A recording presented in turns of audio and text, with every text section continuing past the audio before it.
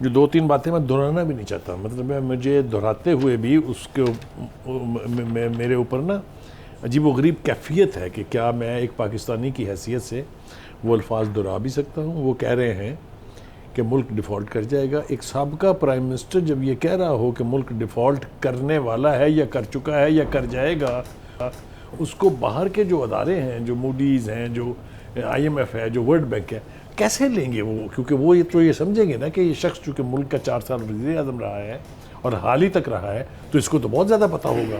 اگر اس کی بات کو کریڈیبل سمجھ کے وہ یہ مان جائیں تو اگر نہیں بھی ہونا ڈیفالٹ ہم نے، تو خدا نہ خواستہ ہمارے ڈیفالٹ ہونے کے لیے راستہ ہموار ہو جائے گا. ایک بات.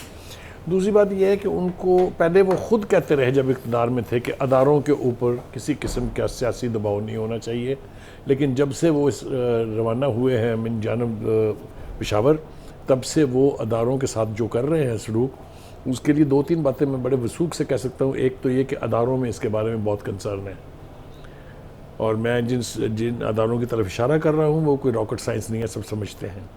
آج پھر انہوں نے ان میں سے ایک ادارے کے ساتھ پنگا لیا یہ کہہ کے کہ فوج 3 حصوں میں ڈیوائیڈ ہو جائے گی، ملک کے 3 ٹکڑے ہو جائیں گے.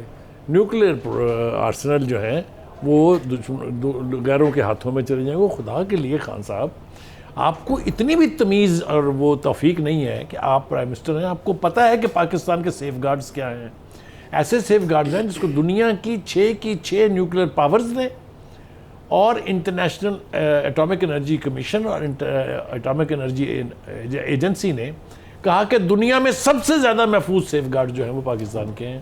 آپ کہہ رہے ہیں یہ، آپ تصور کر سکتے ہیں کہ ملک کا کوئی سربراہ ان ایٹمی ہتھیاروں کو کمپرومائز کر کے سروائیو کر سکتا ہے، ایک لمحہ جی سکتا ہے، قوم بوٹیاں نہیں نوچ لے گی اس کی؟ یہ آپ کیا باتیں کر رہے ہیں؟ یہ کون ہے آپ کے ایڈوائزر؟ خدا کے لیے بدلیں ان کو. وہ آپ کو ملک دشمنی پر اکسا رہے ہیں، وہ آپ سے وہ باتیں کہلوا رہے ہیں جو آپ کو نہیں کہنی چاہیے. حال آپ کی بہادری کا یہ ہے کہ آپ اپنے گھر تک میں داخل نہیں ہو سکتے. بنی گلہ ویران پڑا آپ کا انتظار کر رہا ہے. آپ نے بنی گلہ کے باقی کے جو انمیٹس تھے ان کو بھی پشاور بلا لیا ہے. یہ آپ کر کیا رہے ہیں؟ مجھے افسوس ہے عمران خان، آپ کو سوچنا چاہیے آپ کیا کہہ رہے ہیں، اور پھر جب کچھ ہوگا، آپ کی گرفتاری ہوگی، تو پھر یہ کہا جائے گا کہ یہ ان چوروں نے کی، ڈکیتوں نے کی، فراڈیوں نے کی جن سے آپ کی مخالفت تھی. اور آپ نے اگلا فقرہ جو اتنا خوفناک کہا ہے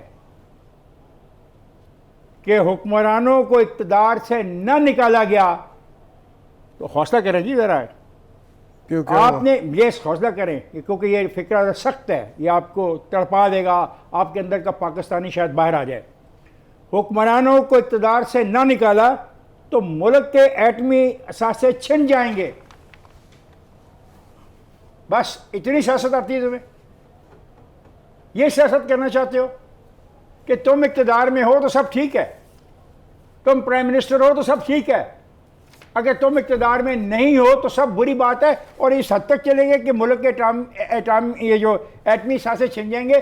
بخاری صاحب نے بھی کہا ہے ایٹمی اثاثے جن لوگوں کے پاس ہیں، جن کی ذمہ داری ہے، وہ اپنے خون کا آخری قطرہ بھی بہا دیں گے، کسی دشمن کو اس کے قریب بھی نہیں پہنچنے دیں گے. تو برائے مہربانی ایسی باتیں مت کریں جو پاکستان کے خلاف جاری ہیں، پاکستان کے مخالف اس کو استعمال کر رہے ہیں، ہندوستان کا پورا میڈیا اس کو استعمال کر رہا ہے.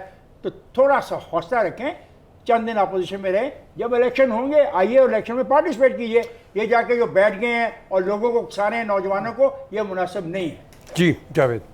دیکھیں میرا پوائنٹ سمپل ہے کہ جو پاکستان کا نیشنل لیڈر ہوتا ہے نا، اس کی بات چیت کا انداز، اس کا طریقہ کار اور اس کی جو بیانیہ ہوتا ہے وہ ہمیشہ ملک اور قوم کو جوڑنے والا ہوتا ہے. ملک میں دیکھیں 22 کروڑ لوگ ہیں، ہر ایک کی عادت ڈیفرنٹ ہے.